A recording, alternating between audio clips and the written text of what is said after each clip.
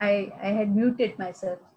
So, welcome all of you, and I'm very happy to welcome Professor Dr. Shrikant Mane of Yale University, very old friend of ours from the days of Institute of Science. Though he has started his resume from Tata Cancer Research days, but we know him since those days in Institute of Science. Mm, well, you can see, I have seen his facility in Yale University, and I can't imagine what is $22 million facility. But when I saw it, I was really, really zapped. And I'm really glad to say that in spite of doing so many things in the Yale University, Dr. Mane's heart is still in India. He still wants to do so many things for his village, Rehmatpur, and he wants to do so many things for India. And this lecture is also the result of the same love. Very gladly and readily he accepted our invitation, and he is here today to give us a lecture on genomics and precision medicine. This is a completely new vista. We don't have anything of this sort in India as yet, and we will be maybe some baby steps we are taking. But anybody who wants to do something in this area, we have Dr. Shrikant Mane at the Yale University. Dr. Shrikant Mane, a very warm welcome to you, and please start your lecture. I will stop sharing screen so that you can share your screen.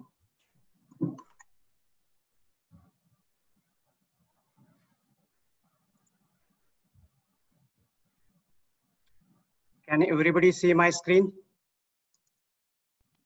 Yes. Yes, sir. You can make it full screen now. Yeah. So thank you for the kind introduction. And it's really my pleasure to talk about the precision medicine specifically and the role of genomics in starting this exciting new medical era where medicine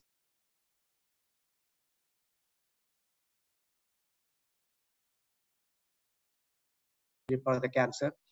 So it's a little bit difficult for me to give a talk because I don't want to go into too much technological detail to bore you. So if anybody has any questions about technology, or if somebody's interested, they can obviously get in touch with me.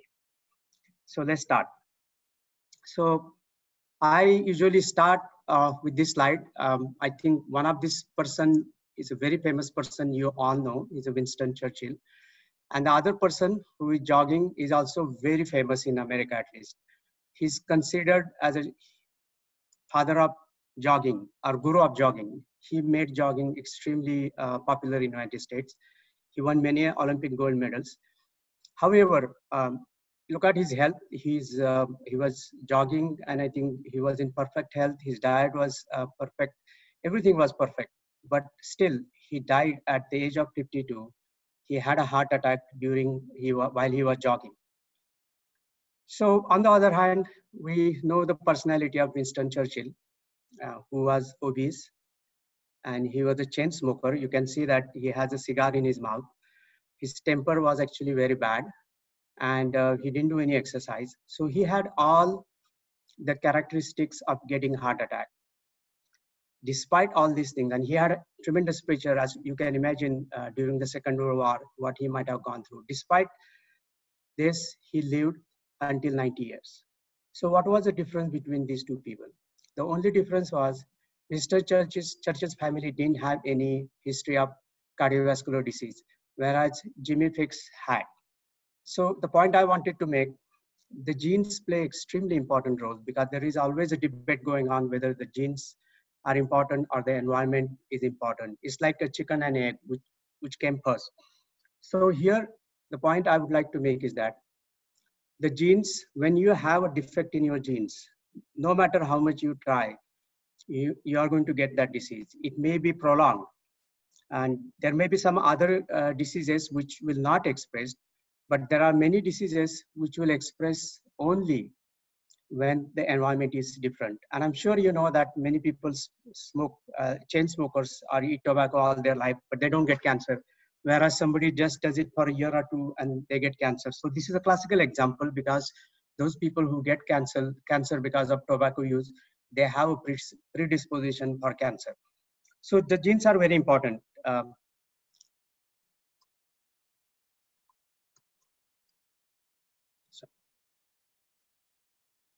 So today I'm going to talk about, initially I will talk about the genomic technologies, and I will try to make it as simple as possible. And I will also later on explain why genomic is so important, or why study about genes is so important. So the genomic technologies have evolved in last 20 years significantly. So in 1990s, the era was actually discovery of gene by Mendelian diseases. This was actually very important era, identified almost 1,000 genes which cause Mendelian diseases. Mendelian diseases are the diseases which are usually caused by change in one gene.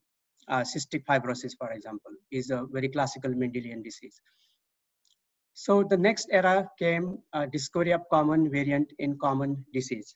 And this era was fueled by the development of microarray technology. And it identified the risk factors or the genetic risk factors associated with common diseases such as diabetes, schizophrenia. There millions of people can have this disease, but they don't die.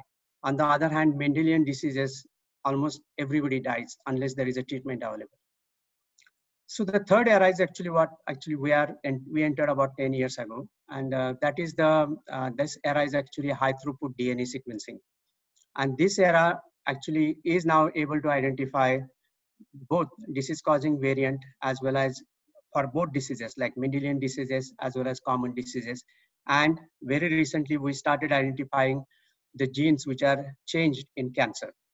So and this technology, one of the problem is that our challenge, I should say, is not a problem. It evolves very rapidly. Every 3 years there is a new technology, and that is better than the first one. So one has to have sufficient amount of funding to acquire these new technologies, because if you don't do that, then we are not in competition. And as you know, in US, everything is extremely competitive. You have to be on your edge.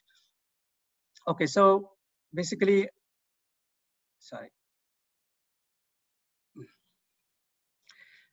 As you can, basically the DNA sequencing is a gold standard. If somebody wants to study anything with the genes or what is causing the gene defects, the best technology is DNA sequencing.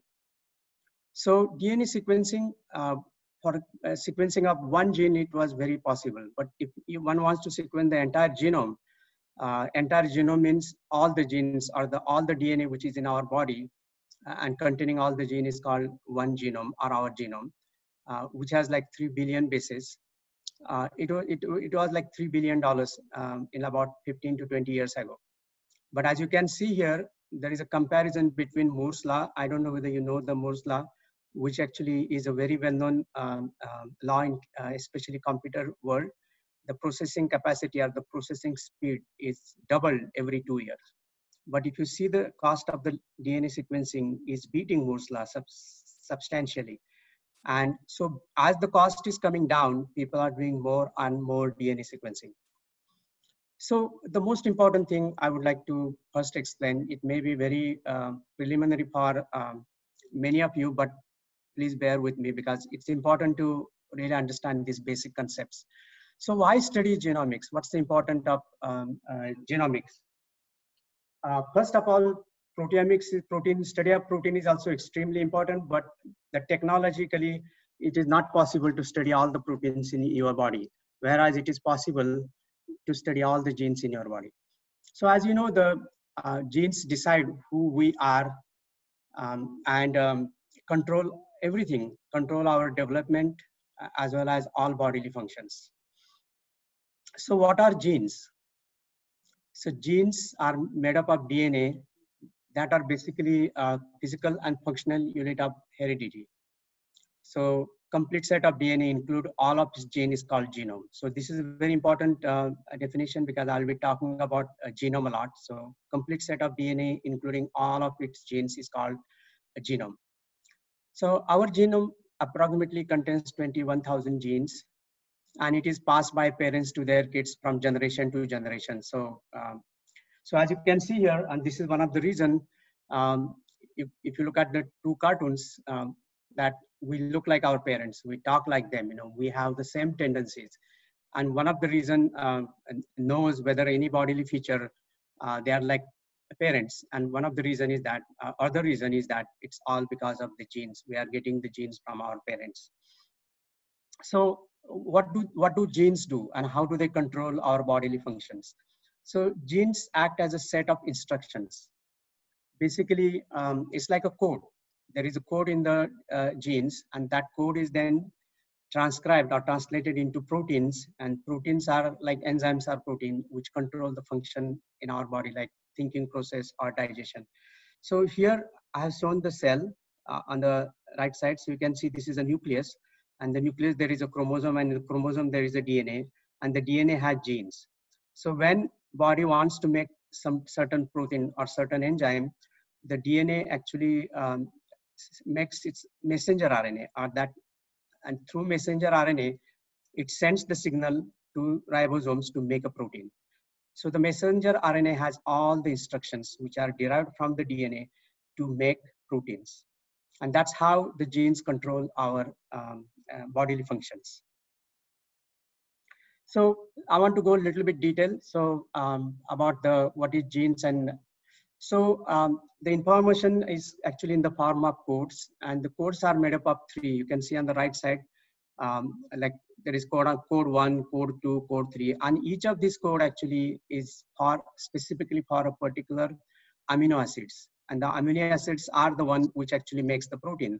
So basically, the information which is stored on the DNA is in the form of codons, like 1 amino acid each. And when this information is passed to the cytoplasm where the protein is made, then it is transcribed or actually used to make the proteins. So basically the order of this sequence is very important. As you know, the order of letters in word or alphabet is very important, because if you change that, word is not the same, it changes everything. So similarly, the order of these bases is extremely important for a protein. If that order is changed, or there is anything goes wrong with that order, the protein is synthesized, but the protein is defective. And that actually I'm going to, as you can see here, the original sequence is shown here. When something happens in the DNA, instead of T here, you can see there is a C. This is called point mutation, or only one base is changed. But if this base is at the very important location, then I think that results into the protein, which is non-functional, and that's how the disease is caused in human beings. I mean, this is very simplified explanation I'm giving. So the way it works is like protein is really big molecule, but not all of that protein is important for the function. I mean, I can give you one example of lock and key. The key is big, the lock is big, but only certain part of the lock and the key, they are very important for opening the lock. The rest of it serves as sort of structure. Similarly in protein, a certain part of that protein is very important for the function of protein. And if there is a change in that part of the protein, then the protein becomes, it doesn't function properly, and that causes human disease. So the important thing is, why study then? Why study genomics? That's the most important thing. As I told you, that genes is like opening the book. It's like a God. All the instructions for making babies, to doing everything, including intelligence, our characteristics, how we look, how we think, it's all actually, that information is in the DNA. So people thought that why not actually sequence the entire DNA and then know what is happening, all this information and the secrets of human life, and also try to understand how the disease happens. Because if genes are usually controlling all the functions, if something doesn't work in a body, then one can actually think, or one can assume that there is something wrong in the DNA. So that is why the sequencing of DNA, or understanding this code which is present in the DNA or genes, is extremely important for the basic understanding of human function, bodily functions, as well as understanding how the disease happen. And then once we understand how the disease is happening, or what is the reason or the cause of the disease, then we can think about developing the medicine. Otherwise, you can't actually develop the medicine. And that's because it's just like a car. The car is broken. When you take it to the mechanic, the first thing has to be done is diagnose the problem. Without that, you cannot fix. The same thing is here. We have to understand what is the defect in the genes, and that is why the DNA sequencing is very important. So I'm going to talk about a little bit, this was just the background to give you what is genomes, what is genes. And now I want to talk about what has made this area to explode, especially in last 10 years. There is a tremendous explosion. And one of the important reason is the technological advancement. So I'm just going to talk about these 3 technological advancements in the DNA sequencing technology. And so as many of you probably know, the Sanger sequencing is a gold standard. Sanger got a Nobel Prize in 1980, who developed this technology from UK. And I think the current Sanger Institute is named after him. So the problem with the Sanger sequencing was very important because, very important at that time, about 15, 20 years ago, because this is the technology which was used to sequence the first human genome. It's a very low throughput. As you can see here, it generates only 2 million bases a day. So whereas I'm going to show you the next slide. So basically, so this was the technology which was used to sequence the human genome. And human genome sequencing took like more than almost 12 to 15 years. There were more than 10 countries were sequencing. Just one human genome sequencing took more than 15 years for 10 countries. And the cost for the taxpayers was about $3 billion. So now, today, if anybody wants to spend 70,000 rupees, I can sequence their genome within 2 days. So that's the technological advancement I'm talking about, from 12 years to 2 days, and from $3 billion to just $1,000, actually less than $1,000. And still continuing, the technology is improving day by day, and I think cost is reducing almost every year. So this was a very important project US government has actually decided to take on. Obviously, I told you earlier what was the importance, because they thought if we really sequence the entire genome or all the genes in the human body, then we will understand what are the genes and how the genes function, and what are the code language in these genes which makes protein, and also what are the changes in this code which cause human diseases. So like I said, the complete reading of entire human genome through sequencing was one of the greatest feats of scientific achievements in human history. By sequencing the human genome, we have opened up a goldmine of valuable information consisting of detailed set of instructions for creating healthy and disease-free human being. So I think this is why the DNA sequencing is very important, and the technological. So basically, when you sequence this first sequencing genome, it took 10 years and cost $3 billion. You can imagine, even if somebody wants to understand what are the genes and what defects they have, there is no way people could have done it. Even for Bill Gates, of course, obviously he had $3 billion pocket change, but he still had to wait for 10, 15 years. So after the completion of human genome, first human genome, there a lot of emphasis was actually given to the development of technology by which sequencing genome will be cheaper. And let's talk about that. What was the next stage? So, okay, sorry. Let's first find out what we learned when we sequenced the first genome. This was only one individual was sequenced, okay? One genome only. So the most important thing, and nowadays you can see we discriminate people based on race, based on color, geography, countries, but all the people in the world are 99.9% genetically identical. Only 0.01% of our genetic makeup differs.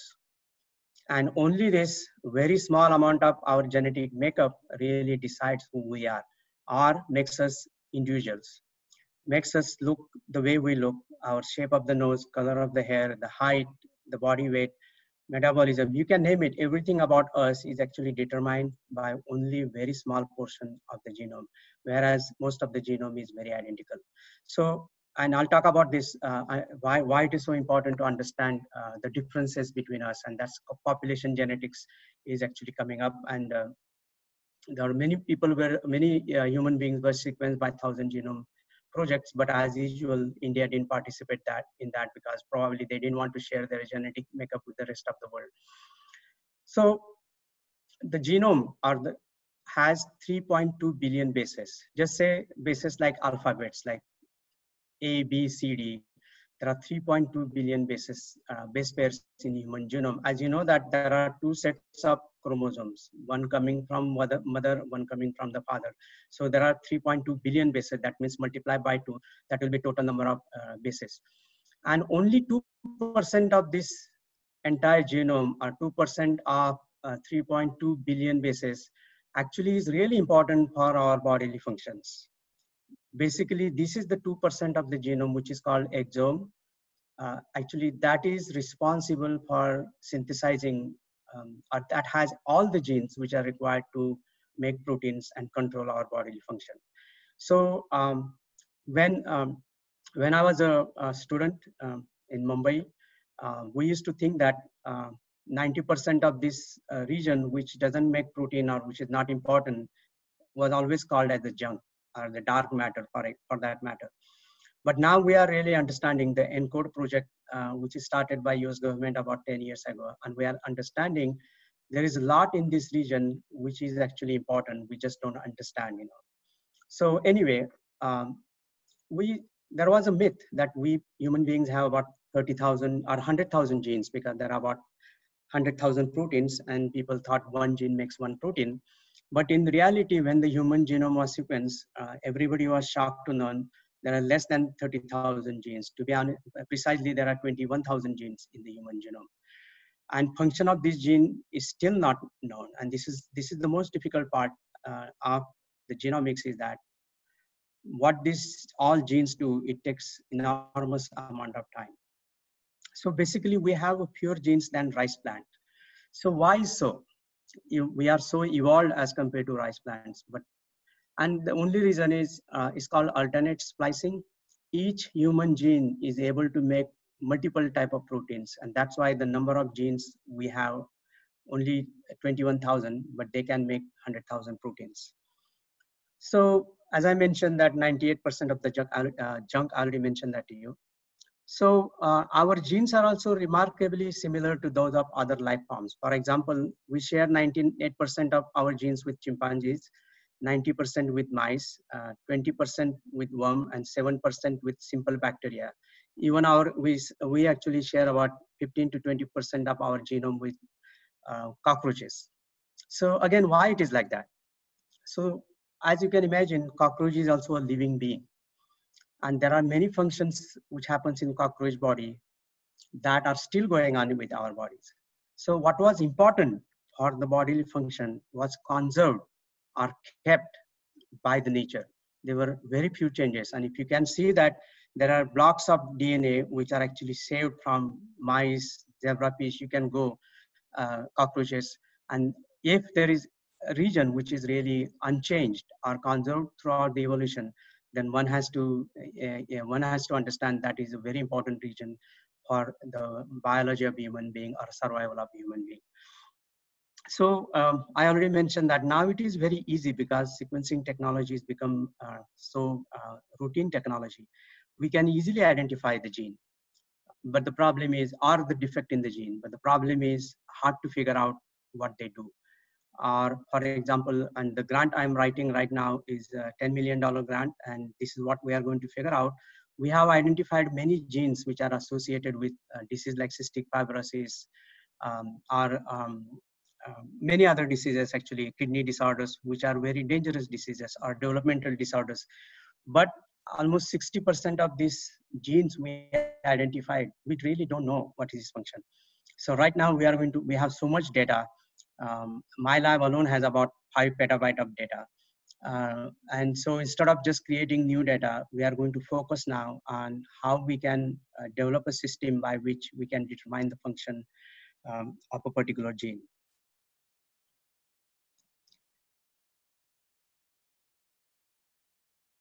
So I want to now move away from Sanger sequencing. I mentioned that was the first generation technology, and we're still using that for a certain region. But the latest technology, which was introduced about 10 years ago, is called second generation sequencing technology. And what is the difference between the first generation and the second generation? So the first generation technology, Sanger sequencing, basically sequence one DNA at a time. Whereas these new technologies, for example, Illumina, they can sequence millions of DNA strands in parallel. And by doing that, I think it generates so much data and it's done within a very short time. So parallelization of sequencing is the key for this development. Of course, they use nanotechnology also because they reduce the amount of reagents which they were using. And by doing that, I think they were able to really sequence entire human genome in like 2 weeks at that time or 3 weeks and bring the cost down significantly. So the next slide will tell you the difference between the first and the second generation technology. Oh, sorry, I have some problem controlling here.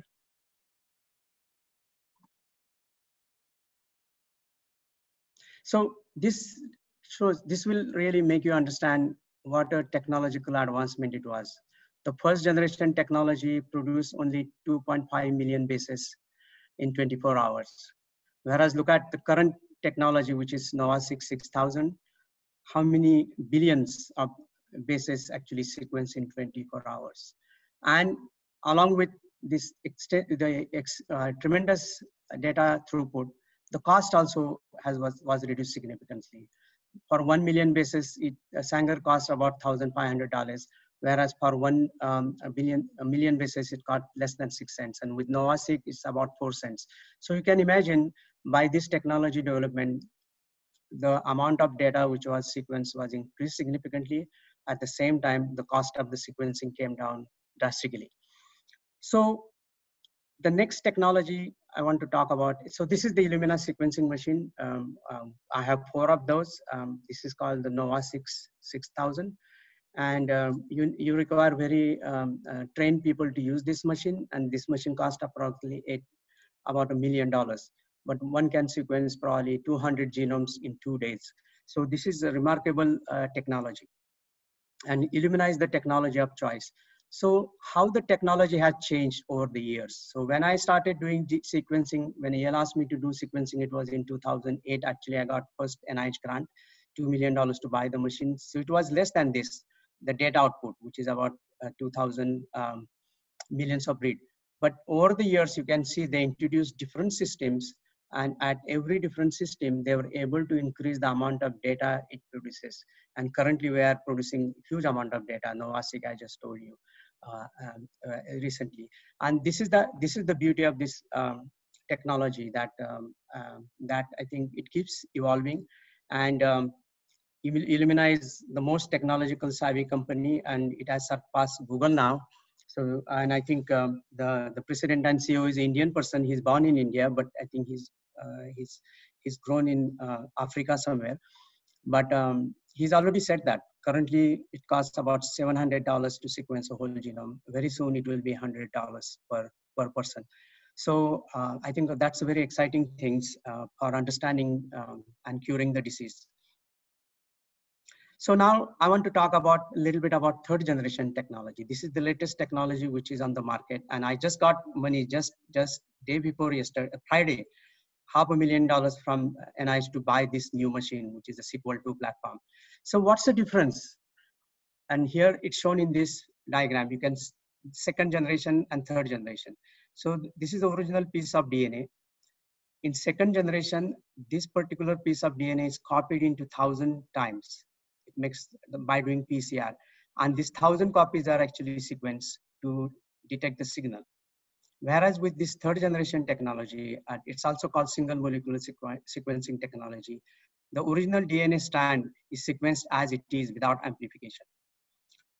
So this has a lot of implications. First of all, when you do amplification, it's very expensive. The reagents are expensive, and also it requires time, that means labor. Whereas when you taking the one molecule and sequencing straight, it's actually extremely cheap.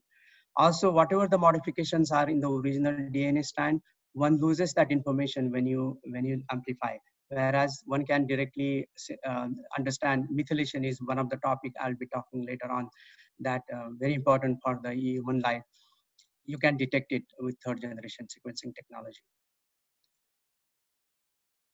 And this is the technology which is just upcoming technology, which is very new. This has been still development, but we have been using it. It's called Oxford Nanopore technology. Again, I don't want to go in detail, but it's a very simple technology that this is a electrically resistance membrane in that they put this nanopore.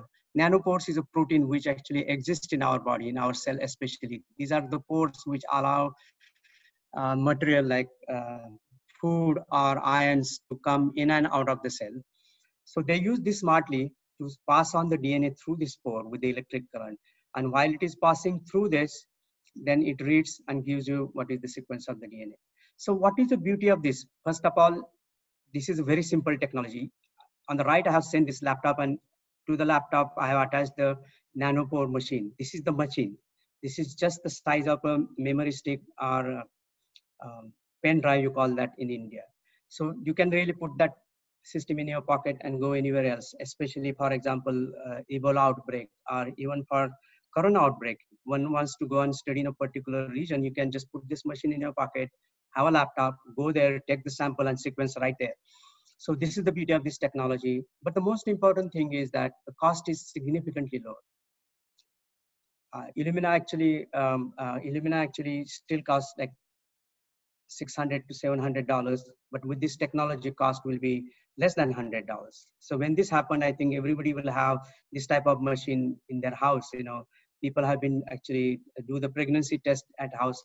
Very soon, this technology will be so cheap that anybody can do some testing or whether I have a cancer or I have this symptom.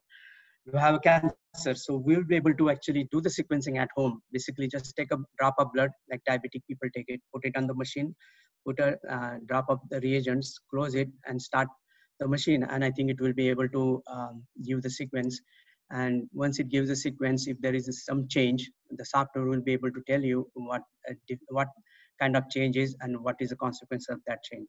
So this is the technology. When this happens, the genomics will become really the key, and everybody is hoping for that.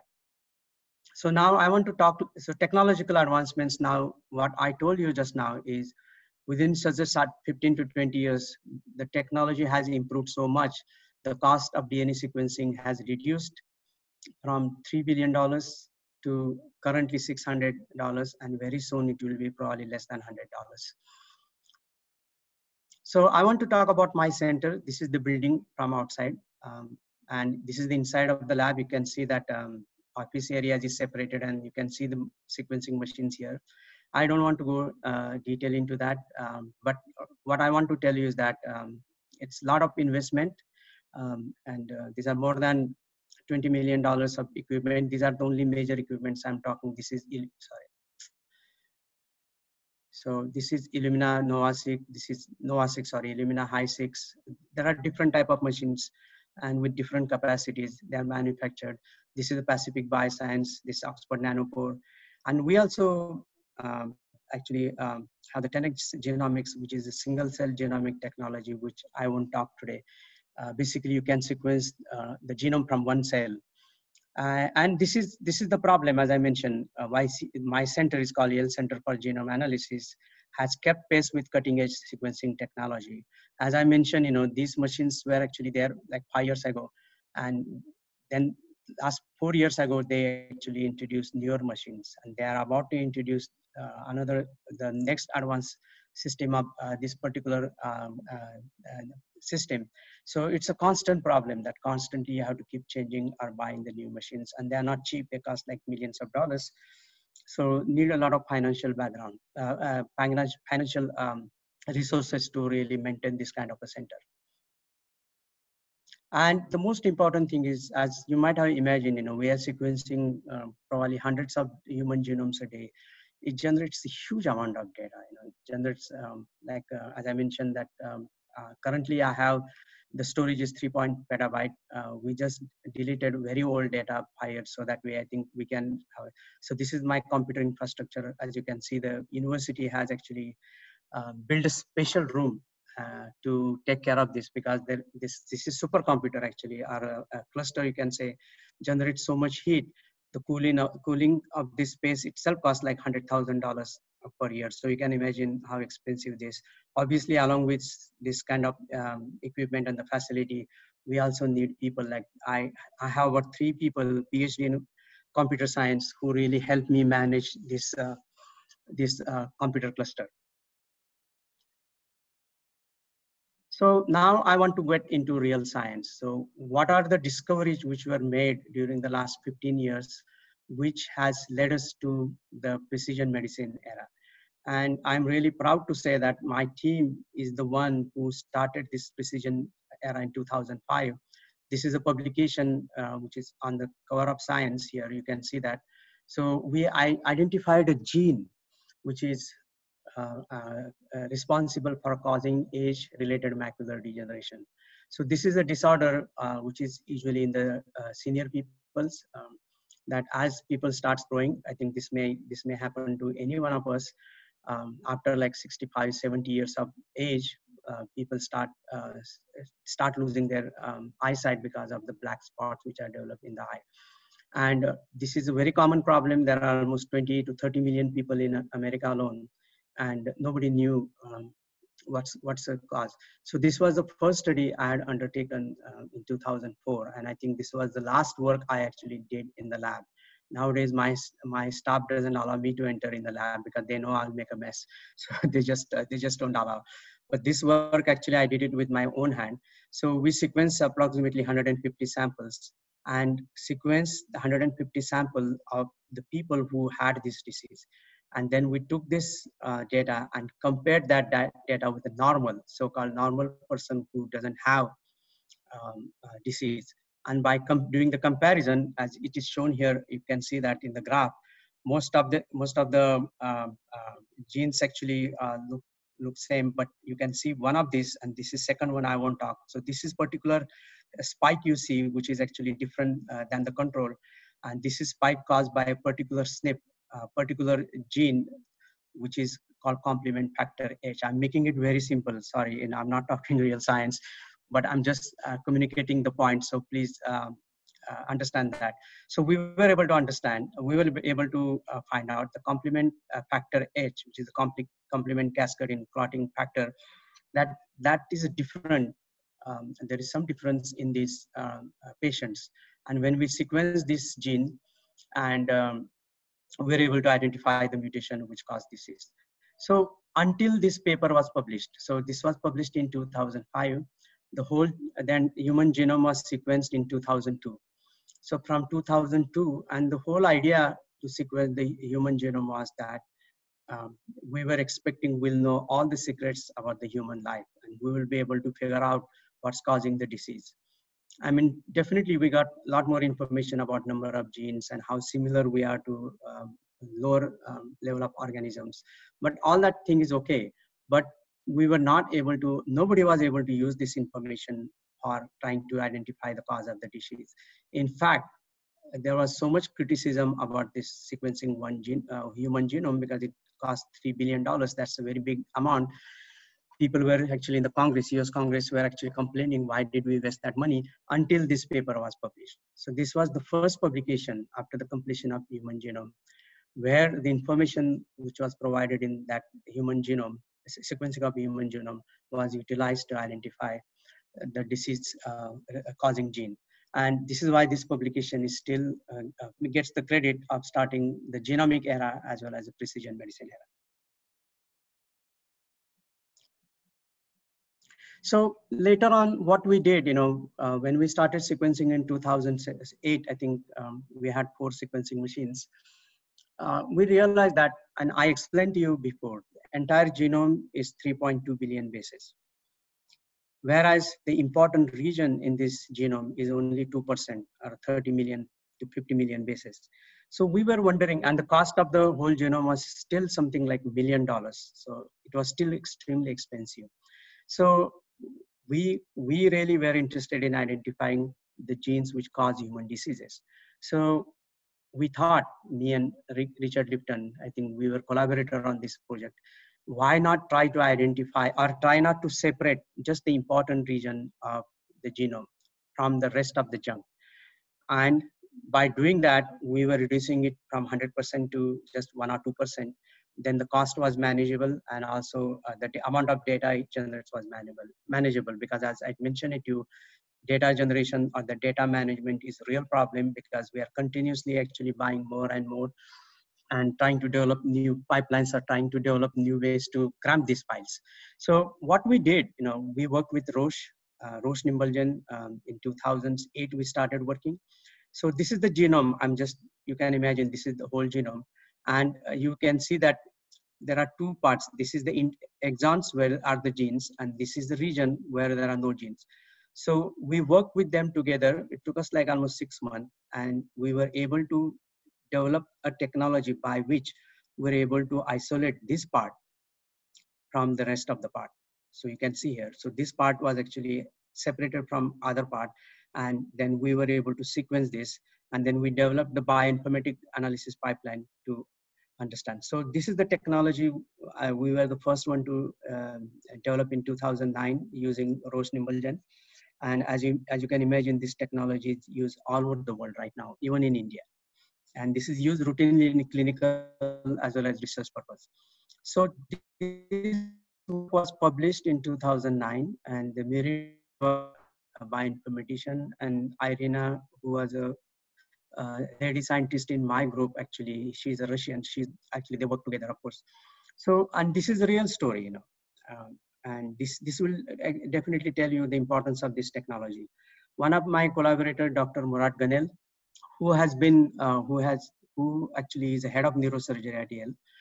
And so basically, when he's from Turkey, when he was traveling Turkey, one of his really good friend who is a billionaire, his son was very sick, and the son was not. The doctors were thinking it has a kidney disorder, Bartter syndrome, and the diaper was wet, so they thought it has something to do with the urine and the kidney function. But the kid was not responding. So at that time, we were already thinking about developing this technology. So he said, why don't you take my son's DNA and see whether I will fund your project a little bit. So that was a big help for us, because money was a real problem that time. So basically, at that time, there were not many international restrictions. Basically, mainly Trump was not a president. So Murad was able to just put his DNA in his carry-on bag and bring it. Nowadays, it's very hard. If you get caught, I think you get 6 months jail time. So if you don't declare it.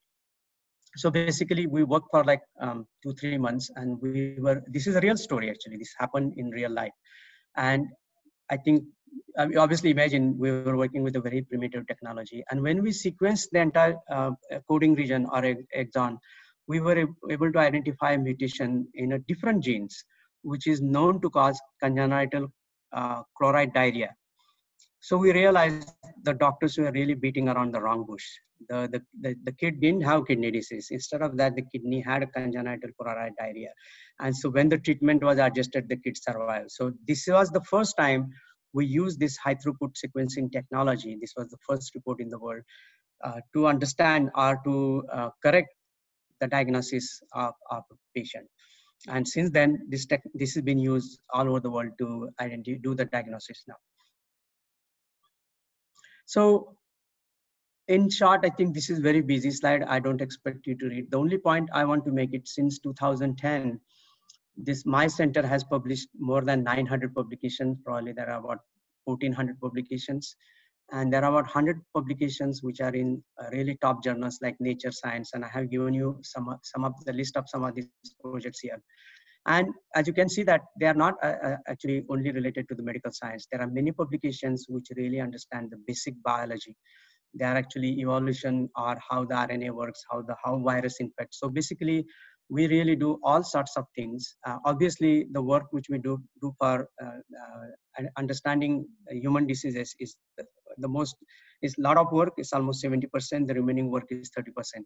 But I think, so when you have this kind of publication, and when you have really understood the mechanism of so many human diseases, I think in US, actually, when you show the results, you get the money. So my center has attracted more than $400 million from NIH since 2010. This has never happened in the history of university. So obviously money is everything, because money talks. And once you have so much money, then you also have fun to do the work, because then you're not restricted by what experiments you do. And the institute is also not really giving you a hard time, because they know you have successful, and I think we continue to actually do good work. So the genomic era is really is an amazing success story. As you can imagine, within such a short period of time, we have understood. When I was a graduate student, probably even to understand a defect in one gene, it would have taken me probably 5 years of my work, doctoral work. But today, you can understand defects in all the genes within a week. So that's the kind of information you are getting. So the age is very different. We have to have bioinformatic analysis and huge computer infrastructure. But the advantage was that this technology's importance was realized long back. And the US, as you can see that there are so many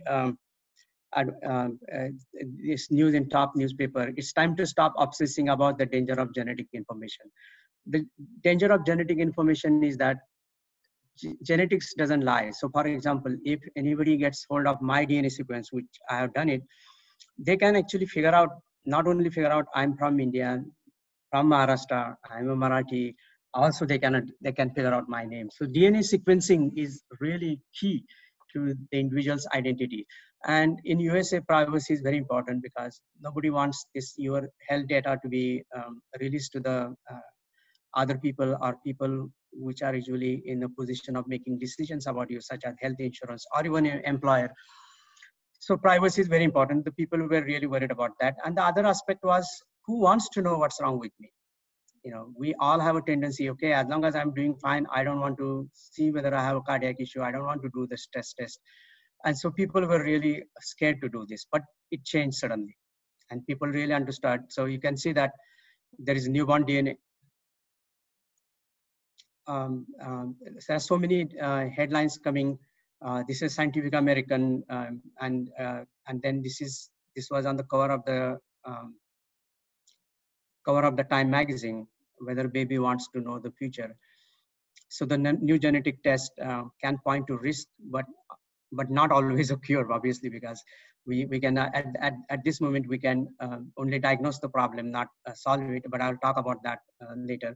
So basically, we are already at the stage where whether the baby wants to know or doesn't want to know, every baby which is born in the United States, the genome is sequenced, and that information is actually provided to the parents, because we know a lot of risk factors which are associated with the disease, like breast cancer is heredity. So if somebody has a breast cancer gene, then I think the parents actually know this well ahead of time. Or somebody is going to have a type 2 diabetes. I think the beauty of this knowledge is two-way sword, like any other knowledge, whether it's nuclear power, you can use it for good, or you can use it for killing people. The same way the genetic information is also the same way. You can use it for your good. If you know that you are very high risk for developing, for example, type 2 diabetic, then you can actually change your habits from very early on. And as you know that we all like what our mother cooks, no matter what happens. So basically, if the good habits are actually acquired very early, then we can actually delay, as I mentioned very first slide. If you have a genetic risk, you are going to get it, but at least you can delay the onset of disease, or you can you can reduce the severity of the disease. So I think this was again considered actually the invention of the year, genomic technologies. There are many companies were actually giving the test, and this is a list of all the tests which can tell you what is happening with you. Sorry, this is very sensitive. What's happening with your body, or what's in your genes, and what you should be doing. And this is, and I don't know whether you know, there is a company called 23andMe. They do it very routinely. For a few $100, they can tell you your ancestry. That many people think that, oh, I'm especially some people from India, conservative people, they think we came from Aryans and everybody else. But when you actually do the test, you see the reality that there is so much mix, and probably most of our genome has been really from Dravidians or other. So being not technology. Now, the last part of my talk is precision medicine. So what happened is that the cost of the DNA sequencing so everybody knew by now what is the importance of sequencing your genome. Everybody knew the advantages. And everybody wanted to do that, but it was not possible because the cost was very high. And obviously the bioinformatic cost was also very high. But as I mentioned, the National Institute of Health actually and other companies pumped in billions of dollars into developing new sequencing technology and computer technology. Because of that, the cost came down significantly. And now, basically, so when that happened, the President Obama actually announced the initiative of precision medicine. And this was the program started in 2015, and originally was restricted only to cancer because cancer is 100% genetic. So they wanted to know, and obviously maximum number of people in the world are actually dying because of cancer. So they wanted to solve the mystery of cancer. So President Obama announced this program. So what is precision medicine? So this is the definition of precision medicine. I will describe that later on a little bit. Next slide. So precision medicine is an emerging approach for disease treatment and prevention that takes into account individual variability in genes, environment, and lifestyle for each person. So this approach will allow doctors and researchers to predict more accurately which treatment and prevention strategies for a particular disease will work in which groups of people.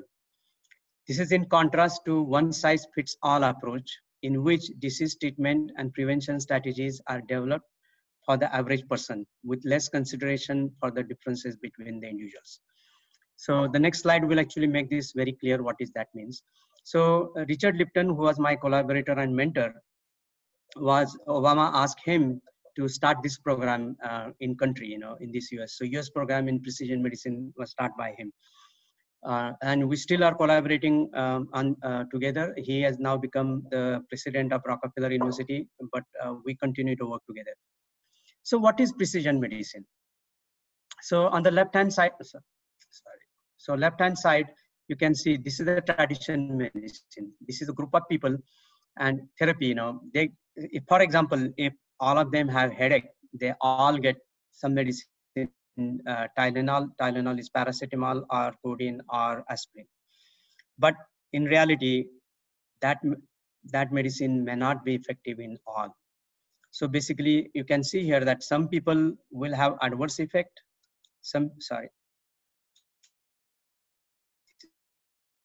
Benefit, and some people will have benefit. So basically, we have no way to know which medicine will be suited for each person. And this is a very common problem. You all know that. We all know it. We call that as the side effects. There are many drugs, especially cancer drugs. I think some people have allergies, some people have severe side effects, and some people don't have it. Some people really throw up, some people have headaches, some people have dizziness, some people have diarrhea, some people don't have that. And that all happens because we are not the same people. We are different people. It's like we're saying that, oh, we are so many people, but we are going to give the same size shoes to everybody else. And that's not going to happen. The same size is not going to fit everybody else because everybody has different size. And that's exactly what the current medicine is. They just have standardized for majority of the people, and that's the drug they give. And there is no way to figure out, of course, once you get side effects, or if the result is not what the doctor is looking for, then obviously they will give a different medicine, but that's trial and error. But precision medicine is totally different. The precision medicine will first do your genome sequencing. Again, I'm talking about the precision medicine, which will be happening when the cost of the DNA sequencing will be $100. I think that time all the newborn babies will have the sequence, and they don't have to sequence every time they go to doctor. Doctor will obviously know it. But this is happening about cancer. Very currently, this is exactly what happens. No cancer patient is treated unless they sequence the genome, because cancer is 100% caused by the gene defect. And I'll also show you one of my work later on that how this is important. So basically, they take into consideration, the precision medicine takes into consideration the individual patient's variability or individuality, individual characteristic of a patient, genomics, lifestyle. So basically, based on the genomics, then you can group this patient into different groups, and then each patient is given a different treatment, the treatment which is going to be effective for that particular gene. And then it's 100% effective treatment. There are no side effects because you already know, once you know that what gene defect is there, or what is the what gene this particular person has it, then one can definitely figure out what medicine will be very effective. What I'm saying is, this is the experiment going on in United States. This precision medicine initiative, which is started by Obama, is still an experiment, because there are many phrases I use, like the information will be already available for which gene, which medicine will be effective. Right now, we're still understanding and we are learning. But as the time goes, as we sequence more and more, people will know more and more. And this is a part of the population genetics. The US government just announced to sequence 2 million people, The sequencing cost is cheap enough. And unless we sequence so many people, you won't understand the variability. And the variability is very important here for understanding. And as I mentioned in my very first slide, one of the first slide, that only we are 99.9% genetically identical. There is only less than 0.1%, which is a difference between us. And that's one actually, that's what makes us who we are. In order to really understand that 0.1%, we need to sequence probably 10, 20 million people. So anyway, to make a long story short, the slide which is on the right actually also explains the same thing very, very clearly. This is what is happening now. Cancer patient, that then if the person has a particular tumor, the person is sequenced, and here they have shown only 3 genes. That there is 3 different type of changes, and for 3 different type of changes, a particular medicine is given.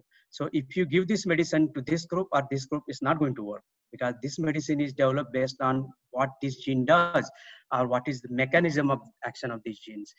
So similarly, for each particular type, there is a specific treatment, and that's what is called the precision medicine. So what can we use precision medicine for that? And this has already been done. First of all, I think the sequencing, we are doing a lot of sequencing to understand the biomarkers. That means which are the defects which are causing these diseases. Even if you take a cystic fibrosis, is caused by a defect in one gene, but there are multiple genes which cause cystic fibrosis. So in order for us to understand all the genes which cause cystic fibrosis, or all the genes which genetic defects which cause colon cancer or skin cancer, one has to sequence thousands and thousands of patients to understand that. And that process is actually being done.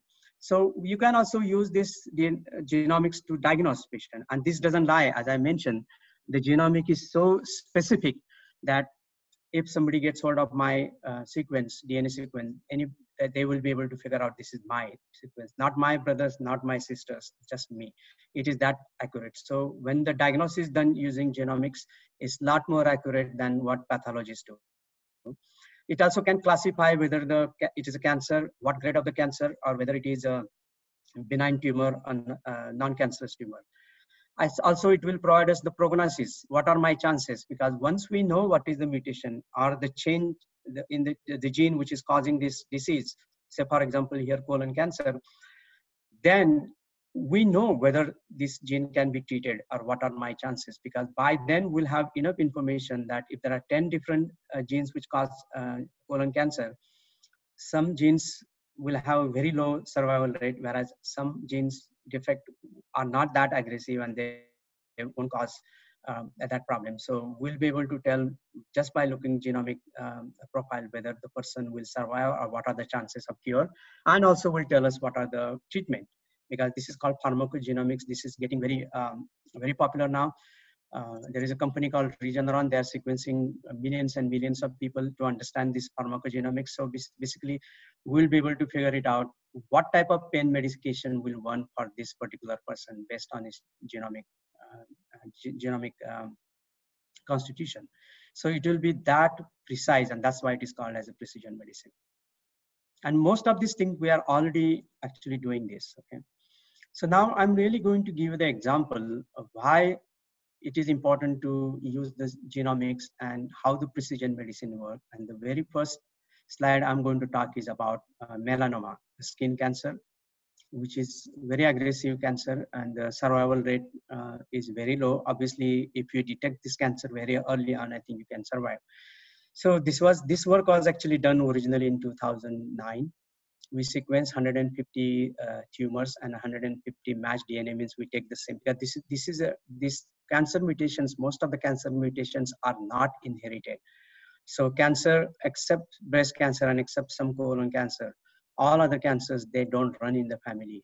And the cancer is caused mostly by our genetic predisposition as well as our lifestyles, what we eat, what we do, where we live, what we breathe. So cancer is very different than the diseases which are actually transmitted from one generation to next. So when we sequenced it, we identified just one base pair change. So there was the C was changed into T. So T, and that really was in a very important enzyme. It's called RAC1 in 10% of the melanomas. So this is just the substitution of one base by other base. Actually, it changed the amino acid from proline to serine. And this is the structure of that crystal structure of RAC1 gene. And you can see that this is the proline residue. This is where this particular amino acid is, and this is where the defect is. And this is the particular region of this enzyme, which is very important for binding to its target. Like if you have carbohydrate needs to be digested, the enzyme is going to bind and then digest it. Similarly, this is the most important region of this protein. And then since the mutation was here, that changed the affinity of this particular thing, a particular enzyme to that is what it binds. And actually it bound so tightly and so vigorously that it caused the cell to proliferate. Okay, again, I'm making it very simple, but I guess I don't want to go the steric changes and all other changes. And obviously we prove this by various experiments doing in the lab. You can see this is the cancer, whereas this is normal. When you really take this particular gene which is defective and put it into some new cells, we can do that. The cells which were not cancerous, what we are showing here, by putting that gene, we were able to convert these normal cells into the cancer. So what is the beauty of this paper? Why I'm showing this particular paper? We have so many Nature Science papers, but why this? So this gave us really important information. This was very early time of the precision medicine. I'm talking about 2009, when we were just beginning to understand the impact of genomics and how we can use it. So basically, until then, everybody knew about approximately 10% of the melanoma cancer patients really responded to the chemotherapy, whereas 90% of the patients did not respond, and nobody knew the reason. And this particular our discovery actually made sense to everybody within no time, because obviously you are treating with that particular drug. That drug doesn't interact with this particular protein. If you want to cure this, melanoma cancer, which is caused by the defect which I'm showing here, then you have to have a different drug which will really stop this. But since that drug was not available, obviously 20 or 30% of the melanoma patients who had the disease because of this particular change in their gene, they were not responding. Similarly, we actually continued this work later on. We are still continuing, and we identified another 2-3 changes. And we can definitely say now we know at least 70% of the melanoma people, the reason for their cancer and what treatment can be done. So the beauty of this was that we were able to identify approximately 15% of the patients. There is one more gene which was changed. Because of this study, we realized for that particular gene, there was already a treatment available. So just overnight, we were able to really cure melanoma cancer from 10% to 25% because of this discovery. And we were lucky. So this is why it is important to sequence people, and sequence people to understand what is causing the disease. Because without treating the cause, like if the car has a problem in fuel injection, there is no point in you fixing tire. There's no point in putting different kind of petrol, because you have to have something which will replace that fuel injection or clean that fuel. The same thing is in our body. We have to first identify what is causing this particular disease. And only when we understand that, then we can start thinking about whether there is a medicine already available, or then we can develop new medicines. And that's why sequencing is and this has happened with me because of about 6 years ago. For some reason, once you cross 45, then your body starts going downhill, and I was feeling extremely tired.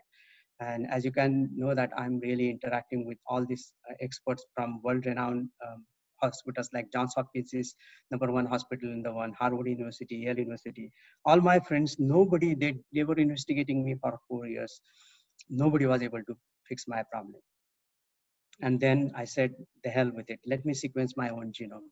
And fair enough, after sequencing my own genome, I realized there was one change in my genes, the gene which actually makes enzymes for converting inactive form of vitamin B12 into active form.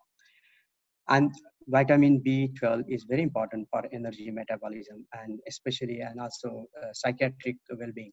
So basically, by just identifying that, luckily I had a drug available. The active form of vitamin B12 is available.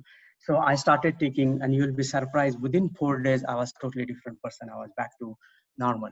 So this is why it is so important to sequence the human genome to understand if the doctors are not able to diagnose you or to understand accurately what is going on.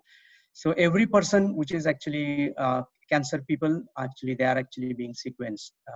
Even in India, actually, they may not do the whole genome or whole exome, but they do the most likely 10 or 15 or 20 genes which are responsible for colon cancer. Whatever genes we know, they do actually some sequencing to identify what is the type of mutation or the genetic change is causing that particular cancer, and then they provide the treatment based on that. So I want to turn now attention to genomic analysis of melanomas. Melanoma is actually the tumor of the covering which is on the brain, meningitis, meningio. So basically, this is a very common brain tumor, 170,000 cases in the United States. And to be honest with you, just in routine test, they also found out I have the same tumor. But I'll tell you why I'm not worried about this.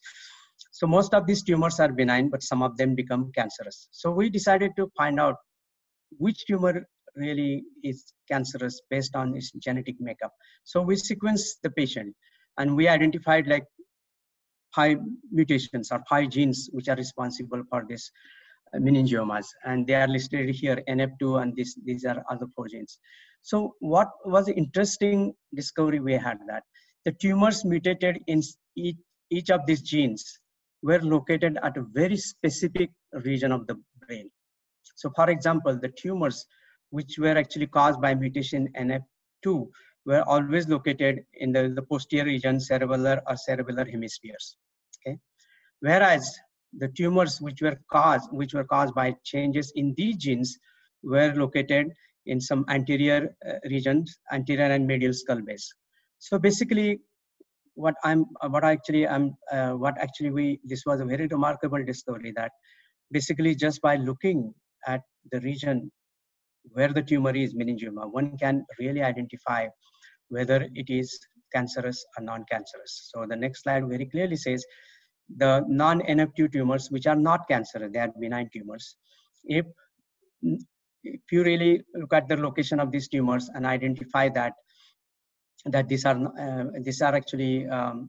tumors are actually caused by mutation in not NF2 genes, then there is no need for surgery or irradiation, because surgery and radiation both are risk factor for turning this tumor into cancerous.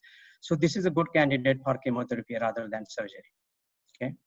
Whereas if we realize if the mutation is, the tumor is in the flanking the hemispheres, then we know at least by 80%, we are absolutely sure that this is caused by changes in NF2 gene. And if this is the case, the NF2 mutation has the highest high probability of turning into the cancer, or these are cancerous. So in this case, this is a good candidate for surgery. So basically, by not doing surgery in these cases, we were actually able to reduce the risk of developing these tumors into cancer. So this is the thing I'm talking about precision medicine. This is how, by just sequencing tumors or any diseases, we can actually group these people into different categories, whether this person needs a surgery or what are the chances. So when I actually, just by looking at my location of the tumor in my brain, which is very small, this is non-NF2 type of tumor. So I know that to begin with, 80% of the meningiomas are not cancerous. On top of that, again, I'm talking about 80% chance that this is not cancerous. So So neither I am worried, not my doctors are worried. So by just looking at location of the tumor, we can tell whether this is cancer tumor or normal tumor. So this was a big breakthrough actually. And we are practicing this, but we don't really take chances until we have sufficient data. So basically, we still continue to work on this sequence more things. So I have really presented you with lot of examples coming from my group, that what is precision medicine and how my group started the precision medicine era, and like some of the examples where how sequencing really helped us to identify the real cause of melanoma and other cancer, and that helped us to really decide the treatment, and also helped us to understand whether the person has a real cancer or a benign tumor. So this I can go and go. There are 400 papers I can talk about it, but I just wanted to give you some idea what is genomics and how genomics really taking us to the precision medicine era. And this is going to happen. This is already happening. So medical practice is going to change significantly. It will take some time because doctors really don't have good knowledge about the genetics I'm talking about, but they are being trained. And I think they are understanding more and more. So this slide, I just wanted to show you that I probably made you think that it's so simple to find a disease causing gene, but it's not. Because sequencing is very simple. Now anybody can sequence. All the people who really using the machines in my lab, they are actually basically technicians. They have just bachelor's degree, some of them have master's degree. And the people who analyze the data definitely have the PhD degree. But sequencing is very easy now because their standard protocol is just like programming and it works. But finding a cause. So this is one example how difficult it is. Like it's finding a needle in a haystack. So as I mentioned, we have two copies, one of genome, one from mother, one from father, and each one has 3 billion bases. So there are total 3 billion bases. So from, if you want, this is a particular example for movement order, say cerebral palsy, for example, and sequencing of patient identified these 6 billion nucleotides. And from that, then you really start getting rid of the nucleotides which are not actually common nucleotides, or they are not changed. So you use different filters to filter that from 6 billion to 1.6, 900,000, 477, 3, and then at the end, just one gene which is causing this disease. It's still an art, because to do that, one needs to really understand the biology of this particular disease. Not everybody can do that, because bioinformatician or the computer scientist can give you what is different. But once you know that, the next stage is, okay, which of these differences actually we have got actually is really causing the disease. And that is art, still art. Of course, I think after 10 years, there will be a software which will definitely tell you what it is. But right now, that is. And as I mentioned that I'm particularly writing this grant, which is actually, and one of the reasons we have such a difficult time is because we still don't understand the importance of the changes in particular genes. We still don't know the function of some genes. On top of that, if particular changes happen, how that causing, so you can't identify basically the disease causing changes, even though they are there in the data. And I think we are actually the government, actually National Institute of Health, which is actually a government institute, just like Indian Council of Medical Research. NIH provides all the funds. Its budget is about $25 billion. So I think they decide usually the priority in which direction the research should be taken. So they have decided to really look at the data which already exists and figure out the function of these genes. That's where they are focusing. So the last part of the talk, I'm going to talk about what are the exciting areas in genomics, what's going on. I think these are day-to-day, very simple things, you may find it, but there are a lot of misconceptions and what is going on. So opportunity as well as hope. So the newborn screening. So every kid which is actually born in United States or developed countries for the last 30 years, 40 years have been going through newborn screening. That means within a day, or the child is born, they prick the toe and take one drop of blood. And that blood is really analyzed by mass spectrometry to find out whether the kid has any serious metabolic disorders which will kill the baby. So I want to give you one example. There is one disease called phenylketonuria. So these are the actually children in which the children are not able to metabolize, or I should say, digest this particular amino acid phenylalanine. And that is really, that particular amino acid becomes really toxic or to their nervous system. And the nervous system doesn't develop and the kid dies very early age. But if we can identify that the kid has this particular disease, you can put the kid on a special diet which doesn't have that particular amino acid. And the kid's nervous system actually grows normally. After 18, 20 or 25, probably the kid can eat other things. But once the development is complete. But this is a kind of test actually they do. This is called the one screening. I don't think this is happening in Maharashtra, but there are some South India, Tamil Nadu is definitely doing that, or Andhra. There are some states in India do. This is a mandatory. Parents don't even know. Parents comes to know only if there is a problem. Otherwise, doctors don't even bother to tell. This happens automatically. So all this is the most successful public program right now in the history of world. There are more than 50,000. This is a little bit old slide. So more than 50,000 kids actually have been saved because of this program. So, but there is a problem. This program actually able to look for only 50 to 60 diseases because of the limitation of mass spec proteomic technologies. So there are so many diseases. There are 10,000 diseases, but we are not able to do that because of technological limitation. But we can do that with genomics, because genomics can screen the entire genome. And I'm really proud to say there is another Indian, Jay Shenduri. He's from Satara too, actually. His grandparents, when I met him first time, I was shocked that there is another person from my town who is one of the well-known human geneticists in the world. So he discovered a technology by which one can take the blood of a pregnant mother. 3 months after pregnancy, you can take the blood of mother, not amniotic fluid. I'm talking about the blood of a mother and blood of a father. And by that, one can determine what is baby's genome. And this can happen 3 months before the delivery. So maybe 4 months before the delivery, the parents will already know whether the baby has any dangerous disease.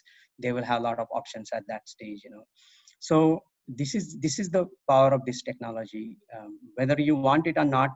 But I think I'm a kind of person, I rather know what's going to happen, because there is one very famous phrase in Marathi. Pardon me, many of you don't understand. If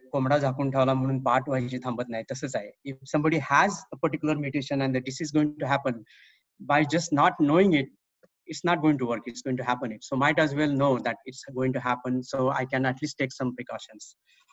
So the sequencing has become ideal, and this is a program. I am also involved in this particular program started by National Institute of Health, where we are actually comparing the results obtained from current technology, which is mass spectrometry, and comparing that the same samples are analyzed by DNA sequencing, because we can't just change it unless we have a lot of data to show that this is better, and which is better, by the way. So this is better, and that's what actually we have been doing. So this is the beauty of, again, genomics, which is changing the way our healthcare is managed. So now the next slide I want to show you is, so basically we all think we are human beings, so we have only one DNA, human DNA in our body, but that's not at all true. So human body has 10 trillion cells, but we carry over 90 trillion microbes.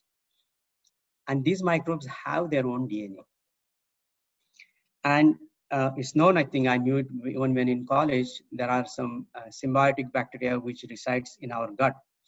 And they actually are responsible for synthesizing some vitamins, pain medicines. So they are really very useful for us. They, it's like a help me and I provide you something else in return.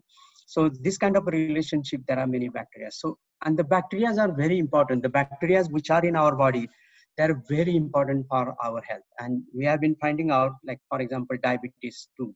We have been finding out that in diabetic people, the bacteria which are present in their gut is different than the people who are non-diabetic. So the studying this microbiome is extremely important for our health, and we had not done that before. And right now we are just starting to study this. we are starting to study which are harmful bacteria and which are not harmful bacteria. And this is very exciting area because, you know, people don't realize when the baby is in mother's womb, the baby doesn't have bacteria, but the baby gets bacteria while the baby is really passing through the birth canal. It acquires the mother's microbic flora, and that's the flora actually which grows in baby's intestine. So this is very important for babies, and I really don't want to tell the current practice in India how the babies are born, because I don't want somebody to get upset. But if the babies want to be healthy, this is actually very important that they take a normal birth. And so I think we are finding out that when you take antibiotics, excessive antibiotic, these microbes are actually killed. So it's very difficult to get antibiotic in the United States unless you absolutely need it, they won't prescribe. So so the next actually exciting area which is we are studying is methylation. I mentioned you a little bit before, but what is methylation? So or it's called epigenomics. Epigenomics means the changes happen, they're associated with DNA, but they are not actually, they don't happen with the structure of the DNA. So what happens is that, and I'm going to give you a very interesting example, okay? And I'm again making it very simple, please bear with me. So basically, have you ever realized every cell in our body has the same genome, the same set of genes, right? The skin cell, the brain cells, you can take the bone cells, they're all same gene. Then how it is possible this cell with the same gene have different function? One is working in the brain, one is working in the skin, one is actually bone. How that happens? And the reason for that is called epigenomic changes. So when the baby is born, the DNA has all the programming, and that programming actually uses methylation of a promoter region or methylation of certain bases in our DNA. And that decides which gene is going to be active in which cells. So for example, all the genes which are really required for the function of the brain, they are kept active. Whereas the other genes which are really important for function of skin, or they are actually shut down by methylation. So methylation is the process by which the cells get very specialized, or the specialization in our body. But this methylation is extremely important for our health. As I don't need to tell you, because it's basically it is going to turn on and off any genes, whichever they want, by changes in the methylation. So are we paying attention to the factors which are causing methylation? So the environmental factors such as smoking, diet, infection, stress, and the environment you live or what you eat, they all make changes to our methylation. They all changes our DNA. Like somebody goes to walks in the sun, there are almost 10,000 changes in our DNA. Luckily, our cells have the machinery by which whatever changes are happen, they are fixed. The repair is done, and when the repair is not done properly, then the skin cancer happens. So basically, it's very important healthy lifestyle, because the diseases which are caused by methylation, which we know right now, are actually psychiatric disorders and cancer. As I mentioned initially, the cancer is definitely caused by environment. Like smoking definitely has very high chances of causing cancer. So that is why it is very important the environment we live in, what we eat, what we do. Even the stress is very important, you know, the managing the stress is important. But this is another area which we haven't studied. So we are actually studying, and I'm talking about this because all the areas which I have discussed, they are actually related to medicine or precision medicine. And this is why it will be able to help us if we look at the methylation pattern in the gene. If a particular gene is methylated or unmethylated, by precision medicine, if we identify that, we'll be very easily able to tell what that might cause or what might that lead to. So this is why I think methylation is extremely important, and US government is actually spending billions of dollars to understand the mechanism of action. So I also want to tell you, I don't know, how are we doing with time?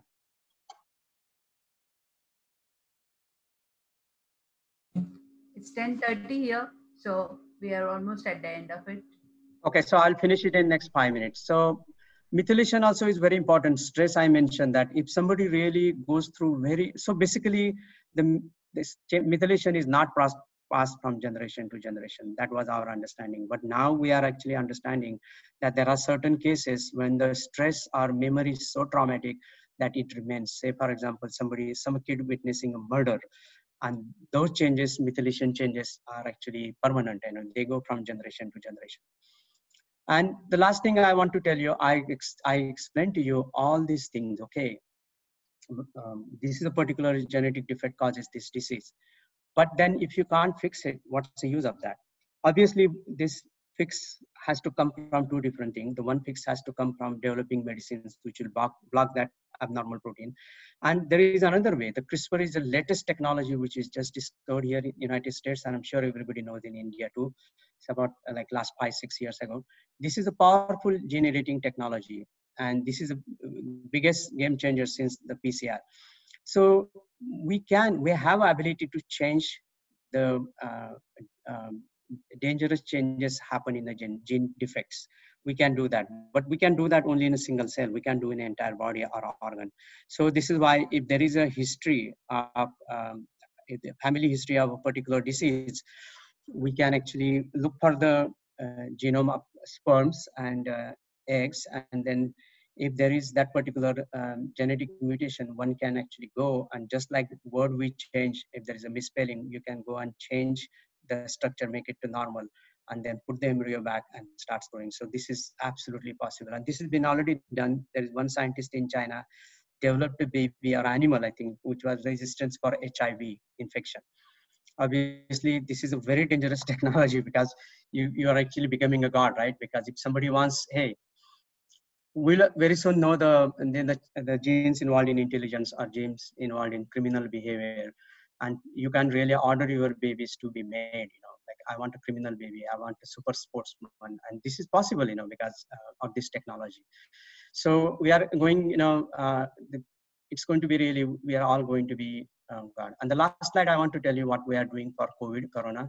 Obviously, my lab is involved doing a lot of experiments in Corona, and I think we are actually finding out that coronavirus doesn't affect everybody else. So we are trying to find out the genes or genetic susceptibility in these people, the genes which make susceptible to the infection and genes which make you resistant for the infection. So we are also trying to develop the very cheap test by sequencing for COVID.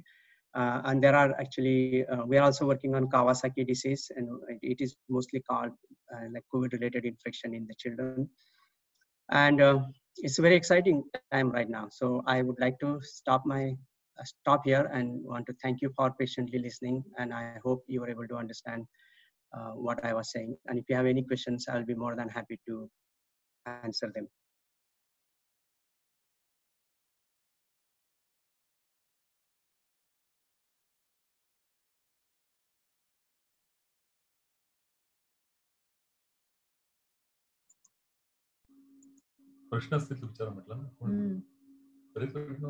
Yeah, there are many questions actually here. So I'm going to stop. There are many questions actually. Sure.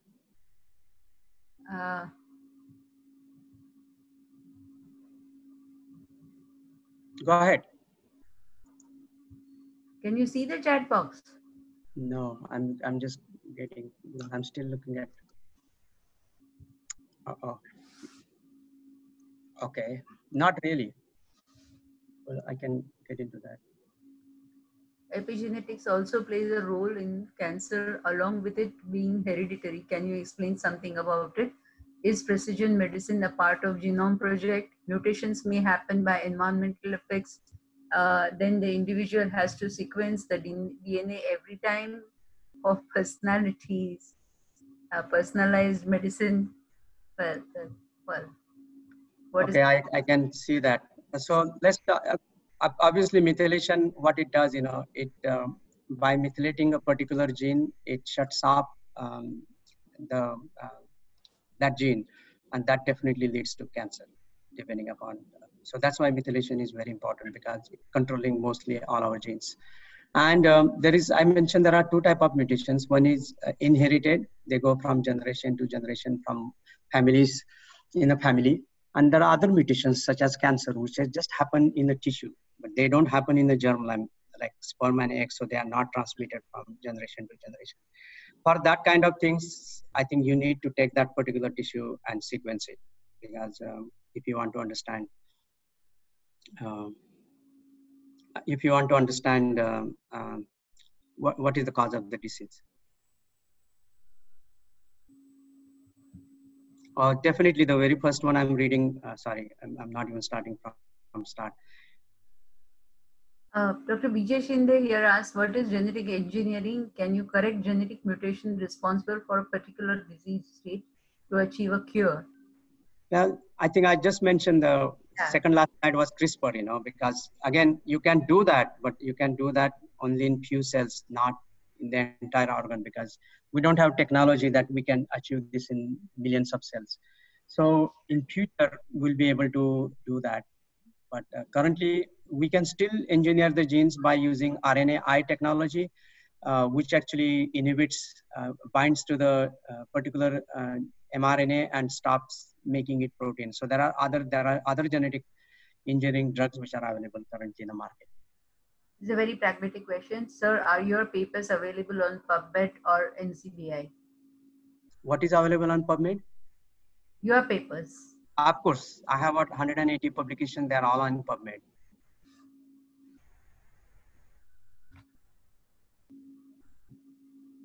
And yeah, the CRISPR can be used as a weapon. If somebody wants to have a robotic, this is again, this is a fantasy, but it's very possible if there is something in a gene to create a superhuman being. I think it's very easy to get apocalyptic about genetics. Exactly, it is. It may be so, but I think but it's a very good topic for science fiction. Exactly. And I think I've been watching some shows, I think, on TV. There is already using CRISPR, They're already there. No, that's. So CRISPR is actually used very widely in India, because somebody says, can we use this technology to cure plant disease? Absolutely, Putting the gene which is resistant to pest, those kind of environmental experiments are already being done using CRISPR. Advancements in gene sequences that you have mentioned here, are all of them available in India also, or at the same cost? Are they? They are not at the same cost. No. They are, I don't know whether they have the latest technology, but they are pretty advanced. Going to USA and doing it will be easier and less expensive and less complicated, maybe. Yeah, I think it's again the matter of next 5 years. I think it's already very popular in India, because I go scientific conferences, I see how many people are doing research and it's being used in clinics. No, but is gene sequencing done in India? Yeah. At the same cost? That was no, not at the same cost.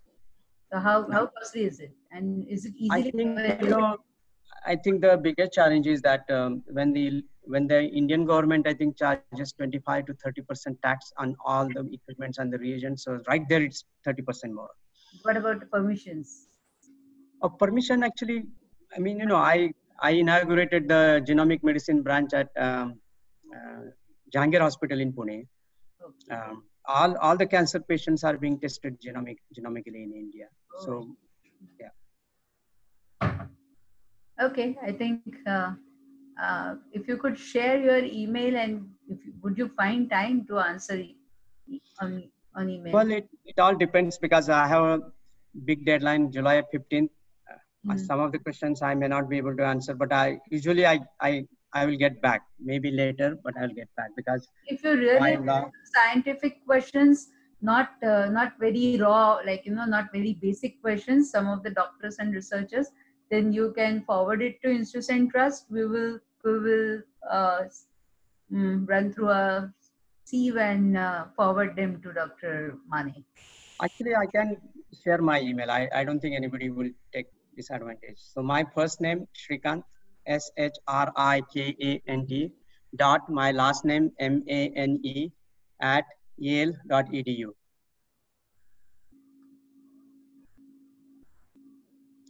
So somebody has asked me a really good question. Is when you genetic diagnosis, is the probability involved?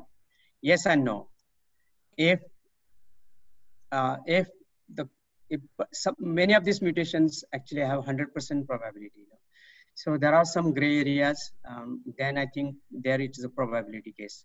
But then that also depends on some other changes in the genome. So I think we just don't know right now, as I mentioned, the function of all the genes. That's why we have probability. But I think we'll be very soon able to reach 100% probability for diagnosis.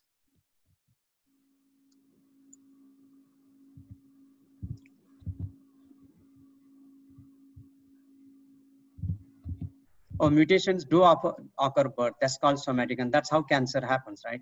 The cancer happens especially many times. You will see that people as they age, they start getting cancer because throughout their life they are accumulating these changes. So I think the cigarette is very funny thing, because for a long time everybody knew tobacco products cause cancer, but nobody knew why, and that's why they were not. But basically, there is anti-cancer gene p53 in our genome. So if the cell is becoming cancerous, that gene kills that particular cell.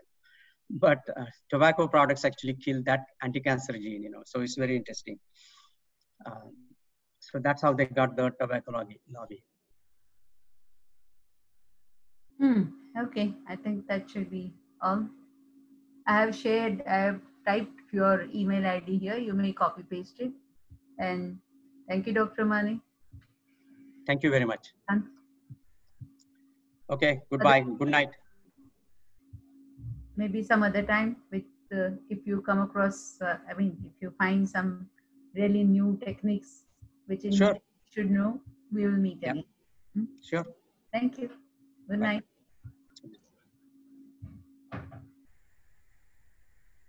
Hello? Yes.